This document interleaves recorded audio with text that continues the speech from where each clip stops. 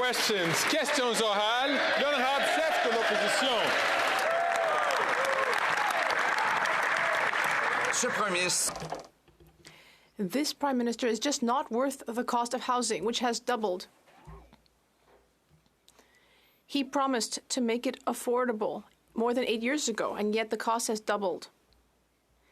And now we're learning that in Montreal, rent has gone up by 14% after the inflationary spending that increased red tape. When will this Prime Minister follow my common sense plan to take taxes and red tape away to build affordable houses and apartments? The Honourable Government House Leader. It's nice to see the Leader of the Opposition show up for work today. I guess there wasn't a fundraiser that he could attend.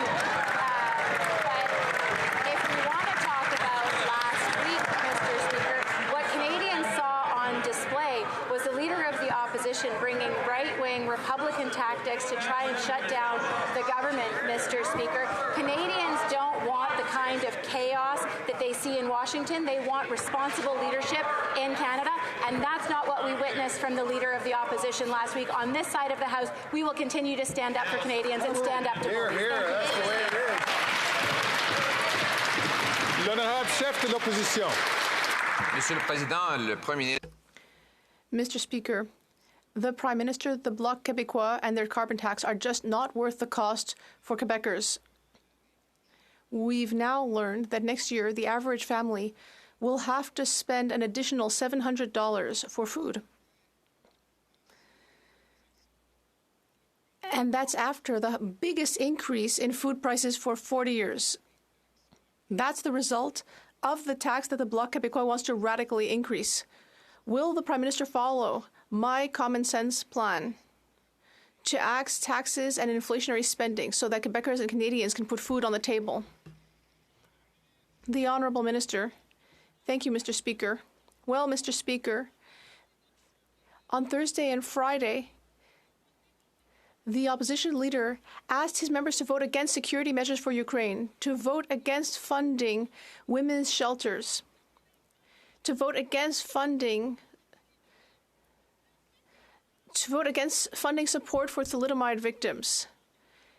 Does hurting vulnerable Canadians make him feel stronger?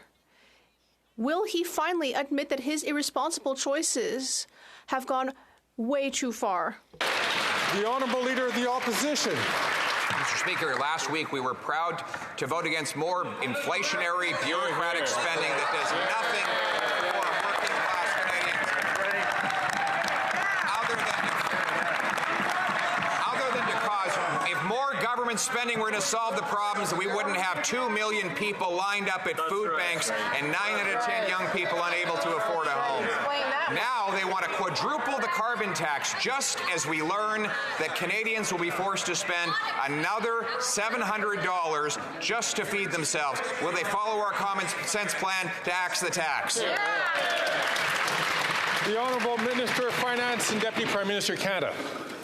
Mr. Speaker, last week, the Conservatives voted against Operation Unifier, which is about direct military support for Ukraine. They've also voted against our free trade agreement with Ukraine. When we look at the extreme right south of the border parroting Putin's lines, we used to think that could never happen in Canada. But it is happening here, Mr. Speaker. On this side of the House, we are proud to say, Slava Ukraini. The Honourable Leader of the Opposition. They spread fear and falsehoods about matters in other countries to distract people from the absolute misery they've caused here at home. We understand why they don't want to talk about how Canadians are living, because folks can't afford to feed themselves, lining up at food banks with the worst food price inflation in 40 years. And yet, the Prime Minister wants to quadruple the carbon tax with the help of his NDP junior coalition partners. Will the Prime Minister reverse his plan to quadruple the tax so Canadians can afford to eat, heat, and house themselves? The Honourable Minister for Housing, Infrastructure and Communities. Mr. Speaker, it's interesting to see the opposition leader run from uncomfortable questions that are being put to him on the floor of the House of Commons. Let's look at some of the voting record that they demonstrated last week when it comes to saving people money on reducing the cost of housing. He's made clear his personal position is the government has no business investing in housing. But individual members of Parliament have the opportunity to stand up and be counted when there is a vote on the floor of the House of Commons. They said no to investments in affordable housing. They said no to thousands of apartments. They said no to housing for Indigenous communities, to emergency shelters for women and girls, and they said no to funding for homeless veterans. They should be ashamed, Mr. Speaker. The Honourable Leader of the Opposition. We said no to doubling housing costs. They doubled housing costs. Mr. Speaker, they doubled housing costs. That's the reality. All the slogans that member wants to spit out aren't worth a hill of beans when all they've done is double housing costs. Just like they said the carbon tax would help the environment, now we know Canada has fallen 4 places to 62nd out of 67 countries in the world. Shameful. After they've tried to impose this carbon tax. Instead of quadrupling a tax that has failed, why won't they axe the tax and invest in technology instead? The Honourable Government House Leader. Mr. Speaker, on this side of the House, we are proud to stand up for Canadians. Mr. Speaker, last week what the Conservatives did is they voted consistently against measures that not only make life more affordable for Canadians, but help them in their time of need. 988 that was just launched with regards to suicide prevention. What did the Conservatives do? They voted against it. Mr. Speaker, when it comes to supporting victims of gender-based violence, what did the Conservatives do?